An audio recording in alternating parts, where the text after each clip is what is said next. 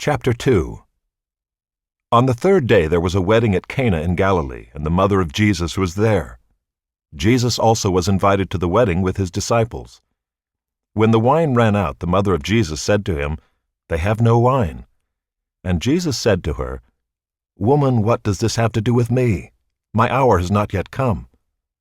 His mother said to the servants, "Do whatever he tells you." Now there were 6 stone water jars there for the Jewish rites of purification, each holding 20 or 30 gallons. Jesus said to the servants, "Fill the jars with water." And they filled them up to the brim. And he said to them, "Now draw some out and take it to the master of the feast." So they took it.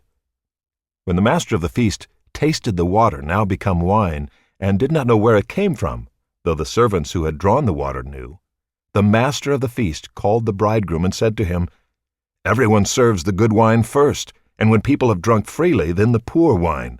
But you have kept the good wine until now." This, the first of his signs, Jesus did at Cana in Galilee, and manifested his glory, and his disciples believed in him. After this he went down to Capernaum with his mother and his brothers and his disciples, and they stayed there for a few days. The Passover of the Jews was at hand, and Jesus went up to Jerusalem. In the temple he found those who were selling oxen and sheep and pigeons, and the money changers sitting there. And making a whip of cords, he drove them all out of the temple with the sheep and oxen. And he poured out the coins of the money changers and overturned their tables. And he told those who sold the pigeons, "Take these things away. Do not make my Father's house a house of trade." His disciples remembered that it was written, "Zeal for your house will consume me." So the Jews said to him, "What sign do you show us for doing these things?" Jesus answered them, "Destroy this temple, and in 3 days I will raise it up."